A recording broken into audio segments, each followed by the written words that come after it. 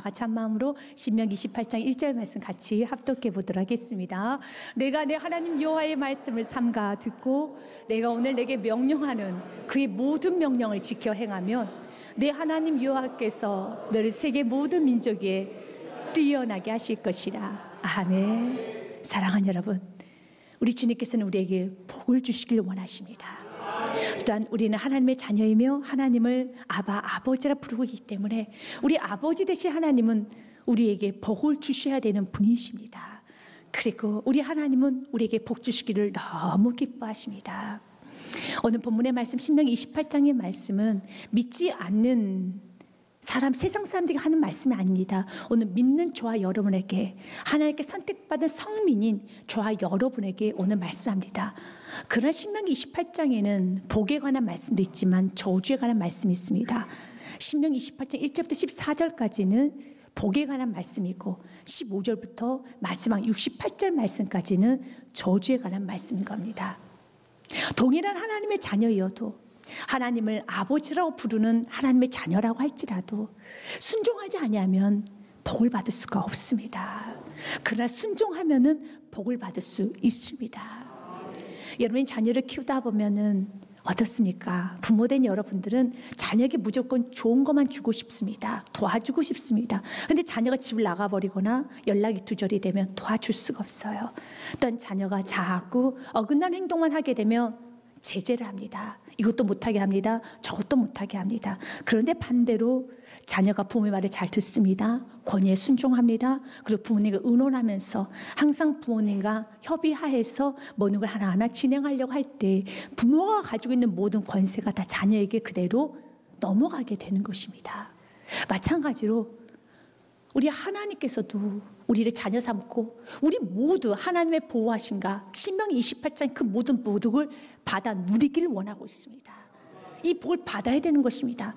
그러나 오늘 말씀 그대로 이 복을 받는 사람도 있지만요, 받지 못하는 사람도 있어요. 그 시작점이 무엇인가? 1절 말씀 보면 내가 내 하나님 여호와의 말씀 삼가 듣고 내가 오늘 내게 명령하는 그 모든 명령을 지켜 행하면 전제 조건입니다. 하나님의 자녀라고 할지라도, 예수님의 십자가의 사랑을 받은 자녀라고 할지라도, 너가 구원받은 자녀라고 할지라도 만약 하나님의 말씀을 지켜 행하지 아니하면 난 너에게 복을 줄 수 없고, 그러나 내게 명령하는 그의 모든 명령을 지켜 행하며 내 하나님 여호와께서 너를 세계 모든 민족 위에 뛰어나게 하실 것이라. 아멘. 지켜 행할 때만이 뛰어나게 하십니다. 그러나 반대로 15절 말씀부터 19절 말씀까지는 68절까지 저주에 관한 말씀이죠. 그러나 반대로 지키지 아니하면, 내가 만약 내 하나님 여호와의 말씀을 순종하지 아니하여 내가 오늘 내게 명령하는 그의 모든 명령과 규례를 지켜 행하지 아니하면, 불순종하면, 너가 자녀를 할지라도, 나 하나님을 향해서 아버지라 부를지라도, 예수의 십자가의 사랑을 알고 구원받았다 할지라도 이 모든 저주가 내게 임하며 내게 이를 것이니, 어떤 저주요? 16절에서부터 저주에 관한 말씀 기록이 되어 있어요. 너무 아픕니다.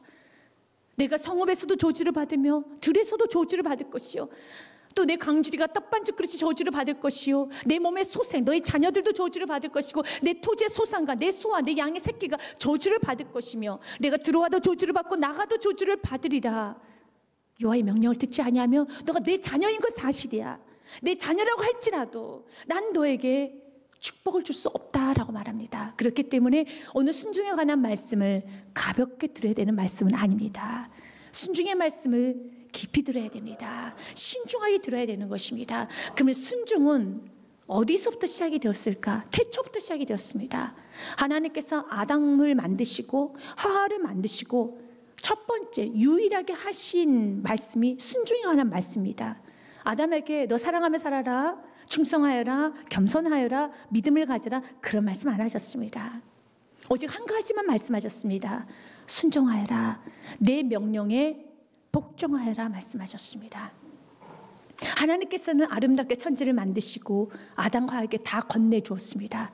해와 달과 별들을 만드셨고, 그리고 산과 나무와 들과 그리고 동물과 식물과 바다에 있는 모든 것들 다 만드셨습니다. 그리고 아담에게 다 주었어요. 그러나 아담에게 다 주신 것도 사실이지만 한 가지 명하셨다는 말씀이 있습니다. 명령하셨습니다. 하나님은 인간을 만드시고 하나님께서 첫 번째 명령하셔요. 인간은 그 명령에 순종해야 되는 것입니다. 2장 16절 말씀에 보면 여호와 하나님이 그 사람에게 명하여 이르시되 동산 각종 나무의 열매는 내가 임의로 먹되, 주님께서 명령하셨지요. 그 사람에게 명하여 이르시되 모든 각종 나무의 열매는 내가 임의로 먹지만, 17절 말씀에 같이 읽겠습니다. 선악을 알게 하는 나무의 열매는 먹지 말라. 내가 먹는 날에는 반드시 죽으리라 하시니라. 아멘. 내가 명령한 그 말씀을, 내가 명령한 그 명을 너가 만약 어긴다면 반드시 죽으리라. 순종은 여러분 죽고 사느냐의 문제입니다. 순종은 우리 운명을 결정합니다. 순종은 우리 미래를 결정하며 우리 과거를 결정, 우리 현재를 결정하는 게 순종인 겁니다. 순종을 해도 되고 하지 않아도 되는 것이 아니라, 너가 순종하지 아니하며 너가 나의 명령을 어기면 난 너를 죽일 것이다. 반드시 죽으리라. 이것이 말씀인 것입니다. 그런데 아담과 하와는 하나님 명령을 어기고 하나님 먹지 말라는, 하나님 명하셨잖아요. 이거 먹지 말아라. 그런 그 먹지 말랬던 선악과를 따서 먹어버립니다. 그 결과가 무엇입니까? 에덴 동산에서 쫓겨났지요. 그리고 아담에게 이렇게 말합니다. 아담에게 이르시되 3장 17절 말씀에 보면 내가 내 아내의 말을 듣고 내가 내게 먹지 말라 나무의 열매를 먹었은즉 불순종하였은즉 땅은 너로 말미암아 저주를 받고 너는 평생에 수고하여야 그 소산을 먹으리라. 아담으로 말미암아 땅이 저주를 받아요. 오늘 말씀 그대로입니다. 신명기 28장 말씀에 보면 성경에는 순종하게 되면 너가 들어와도 복을 받고 나가도 복을 받고 너의 소생도 복을 받을 것이라고 하였었지만, 불순종하게 되면 28장 18절과 19절 말씀은 이런 말씀 있죠. 아담으로 말미암아 땅이 저주를 받았던 것처럼 너가 불순종하면 내 몸의 소생, 너의 자녀, 내 토지의 소생과 내 소와 내 양의 새끼가 저주를 받을 것이며, 내가 들어와도 저주를 받고 나가도 저주를 받으리라. 아담이 머물며 있으면 그 땅이 저주를 받아요. 아담이 그 물건을 맞으면 그 물건이 저주를 받아요. 아담이 그 사람과 접촉을 하게 되면 그 사람이 저주를 받아요. 그래서 아담 때문에, 아담으로 인해서 그 불순종이 얼마나 대단한 힘이 있는지 우리에게도 저주가 임했잖아요. 그래서 우리가 죄인이 된 거예요. 아담으로 말미암아 땅이 저주를 받았어요. 아담과 땅이 무슨 상관이 있습니까? 아담이 저주를 받아야죠. 아담이 불순종했으면 아담으로 끝나야 되는데, 불순종의 죄는 아담으로 끝나는 게 아닙니다. 아담이 동쪽으로 가면 동쪽이 다 저주를 받아요. 아담이 서쪽으로 가면 서쪽이 다 저주를 받아요. 아담 때문에 우리도 저주를 받아요. 땅은 너로 말미암아 저주를 받고 들어와도 저주를 받고 나가도 저주를 받으리라. 3장 17절에 아담에게, 아담아, 넌 내 명령에 불순종하여서 너로 말미암아 저주를 받고 또한 너는 평생에 수고하여야 그 소산을 먹으리라. 불순종으로 여러분, 아담은 이런 저주를 받고 결국 내쫓기는 것입니다. 이것이 24절 말씀에 있습니다. 24절 말씀에 보면 이같이 하나님이 그 사람을 쫓아내시고 에덴 동산 동편에 그룹들과 두루 도는 불칼을 두어 생명나무의 길을 지키게 하시니라. 불순종은 하나님께서 자기 형상으로 만드신 자녀라고 할지라도 하나님께서 너무 예뻐하시고 자연 모든 만물 다 주시기까지 아담 하와에게 사랑하시고 키우시고 모든 걸 만드시고 하나님께서 모든 축복을 다 부어주시기가 아깝지 않을 정도로 최고로 하나님을 사랑한다 할지라도 그가 불순종하면은 하나님으로부터 복을 못 받아요. 쫓겨나가는 것입니다. 오늘 신명기 28장의 말씀은 믿지 않은 세상 사람들에게 하는 말씀이 아니요, 저와 여러분에게 하는 겁니다. 아담과 하와도 내가 쫓아냈잖아. 아담과 하와도 내 형상으로 만든, 내가 내 손으로 만든 아담과 하와도 내가 쫓아냈잖아. 내가 왜 쫓아냈는지 아느냐? 불순종했어. 내 명령을 어겼어. 주님의 명령을 어기면은 하나님의 어떠한 보도 받을 수 없어요. 2절 말씀 보면 성경 말합니다. 같이 읽습니다. 시작. 내가 내 하나님 여호와의 말씀을 청종하며 이 모든 복이 내게 임하여 내게 이르느니. 아멘. 말씀에 청종하며 그 명령에 순종하면은 이 모든 복이 임해요. 1절 말씀처럼요, 세계 모든 민족에서 뛰어나게 하는 복을 주시고요, 일단 3절부터 6절 말씀까지 우리 어떤 복이 있는가 우리 같이 우리 한마음 읽어보도록 하겠습니다. 성읍에서도 복을 받고 들에서도 복을 받을 것이며 내 몸의 자녀와 내 토지의 소산과 내 짐승의 새끼와 소와 양의 새끼가 복을 받을 것이며 내 강주리와 떡반죽 그릇이 복을 받을 것이며 내가 들어와도 복을 받고 나가도 복을 받을 것이니라. 아멘. 여호와의 명령을 지키면은요, 여러분만 복 받는 것이 아니라 여러분의 자녀들도 복을 받아요. 여러분들 소생, 여러분들 양, 가축이 하는 것마다, 만지는 것마다, 떡반죽 그릇까지, 아무런 생명도 없는 그 그릇까지도 여러분에게 속해 있으면 그 그릇까지도 복을 받아요. 여러분 들어가도 복을 받고 나가도 복을 받게 되는 것입니다. 복의 통로죠. 그래서 자녀를 사랑한다면 부모님들이시여 순종하십시오. 책임 있는 어른이 되고 싶다라면 순종하십시오. 순종하면은 여러분들 자녀들이, 우리 다음 세대 다 복을 받아요. 그러나 불순종하게 되면은 내가 아무리 자녀를 사랑한다 할지라도, 자녀가 잘 되기를 바라도 내가 불순종을 하면은 자녀에게 저주가 임해요. 마치 아담이 불순종하여서 아담과 전혀 상관없는 우리에게까지 저주가 임해서 죄인이 되지 않았습니까? 이것이 불순종인 겁니다. 그러나 순종하게 되면 복을 받아요. 성경에는 순종함으로 귀하게 쓰임받았던 많은 사람들이 기록이 되어 있습니다. 여러분, 홍수 심판 때 노아가 그 심판에서 건진받았지요. 왜 그 건진받았습니까? 성경에서는 그의 삶의 태도를 이렇게 말을 합니다. 창세기 말씀에 보면은 여러분, 노아의 삶에 대해서 6장 말씀에 이렇게 되어 있어요. 노아가 그와 같이 하여 하나님이 자기에게 명하신 대로 다 준행하였더라. 순종하였더니 여러분, 심판에서 구원받았습니다. 노아만 구원받은 것이 아니라 말씀 그대로 노아의 가족들이 다 구원받은 것처럼요. 7장 말씀 같이 읽겠습니다. 노아가 여호와께서 자기 명하신 대로 다 준행하였더라. 한 가지만 준행한 게 아니라 다 준행하는 거예요. 순종은 다 하는 것입니다. 모세도 마찬가지예요. 모세도 참 복을 많이 받았지요. 세계 민족에 뛰어나게 하셨지요. 여러분, 하나님께서 모세를 높여주셨지요. 들어가도 복을 받고 나가도 복을 받고 모세를 통해서 충만한 복이 임하게 됐지요. 모세의 삶을 40장 16절에 이렇게 기록합니다. 같이 읽습니다. 모세가 그같이 행하되 곧 여호와께서 자기 명령하신 대로 다 행하였더라. 아멘. 다 행하였더라. 노아도 다 행하였더라. 모세도 다 행하였더라. 다 행하면 복을 받습니다. 우리는 아브라함의 복을 사모하죠. 아브라함 복도 순종부터 시작되는 복인 것입니다. 하나님께서는 아브라함에게 말씀하십니다. 너는 본토 집 아비 집을 떠나라. 내가 내게 지시할 땅으로 가라. 지금까지 익숙했던 너의 삶, 75년 동안 살았던 너의 안락의 삶, 너의 경험, 너가 세상으로 살아왔던 모든 법칙, 방식 다 떠나라. 그 철저하게 하나님의 말씀대로 살아라. 75년간 익숙했던 삶의 패턴 다 버려라. 아브라함은 그 말씀에 순종하고 나아갔어요. 그래야 했더니 하나님께서는 말씀 그대로 아브라함을 세계 모든 민족에서 뛰어나게 하셨고 아브라함의 후손에게 복의 복을 다하여 주셨습니다. 지금도 우리가 바라는 복이 아브라함의 복이지 않습니까?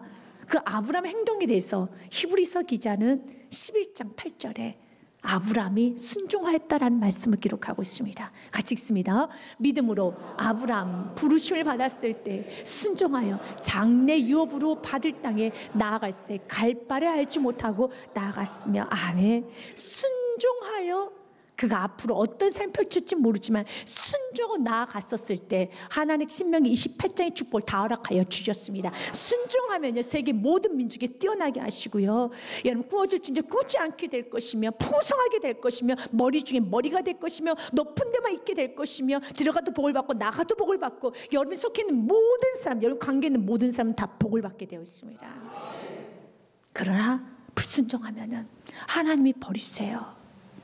대표적으로 초대왕 사울은 하나님이 버리셨습니다. 그는 처음은 참 겸손했어요. 그런데 그 겸손을 끝까지 유지하지 못했어요. 그가 왕이 되자 많은 걸 결정해야 될 때 또 많은 사람들이 사울 왕을 쳐다보고 너무 바빴어요. 그러자 그가 마음의 중심을 잃어버렸어요. 그리고 불순종하기 시작합니다. 하나님은 그게 명령하셨습니다. 너는 아멜렉과 싸웠을 때, 싸우고 난 후에 그 아멜렉 안에 있는 아멜렉 족속들을 다 진멸하여라. 어떤 거 하나도 가져오지 말고 아멜렉 족속 그 안에 있는 양, 소 다 진멸하여라 말씀하셨어요. 그런데 초대왕 사울은 진멸하기를 싫어했어요. 하찮은 것은 진멸했습니다. 안 한 것은 아닙니다. 하긴 했죠. 그러나 모세는, 노아는, 아브라함은 다 순종하였는데, 다윗은 다 순종하였는데, 사울은 자기가 원하는 건 순종하고 원하지 않는 건 불순종했어요. 주님은 우리가 내가 원하는 걸 선택하고 순종하는 걸 기뻐하지 않습니다. 하나님은 그런 사울을 향해서 하나님은 이렇게 말씀합니다. 그러면 사실 불순종한 이유에 대해서 하나님께 예배드리기 위해서요, 제사드리기 위해서 이렇게 남겨놨습니다 라고 말하는 그 사울을 향해서 사무엘의 입을 통하여 이렇게 말씀합니다. 15장 22절 말씀에 보면 사무엘이 이르되 여호와께서 번제와 다른 제사를 그의 목소리를 청종하는 것을 좋아하신 같이 좋아하시겠나이까. 순종이 제사보다 낫고 듣는 것이 수당의 기름보다 낫습니다. 순종이 제사보다 낫습니다. 하나님이 원하시는 건 순종이에요. 순종이 없는 예배는 하나님 받지 아니하십니다. 23절 말씀 같이 읽습니다. 이는 거역하는 것은 점치는 죄와 같고 완고한 것은 사신 우상에 절하는 죄와 같음이라. 왕이 여호와의 말씀을 버렸으므로 여호와께서도 왕을 버려 왕이 되지 못하게 하셨나이다. 우리 그리스도인들 이런 말 합니다. 우상 섬기지 마십시오 하면 난 우상 안 섬깁니다. 난 점 같은 거 안 칩니다. 이제 나는 그런 부적 같은 건 나는 가지고 다니는 사람 아닙니다 라고 하는데, 성경 말해요. 불순종하는 것이, 이는 거역하는 것은 점치는 죄와 같다는 겁니다. 부적을 끊고 다닌다는 거예요. 점집에 드나든가 동일하다는, 하나님 제일 싫어하는 점집에 다니는 모습이, 우상을 섬기는 그 모습이 마치 예배는 드리는데 순종이 없는 모습을 보며 그 모습은 내가 보기에 점치는 것 같아. 너 오늘 또 점치러 오는구나.